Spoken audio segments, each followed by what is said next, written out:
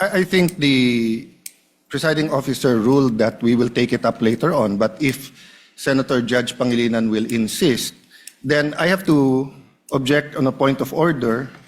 Rule 6 says, the last part, the provisions of the rules of the Senate and the revised rules of court shall apply suppletory whenever applicable.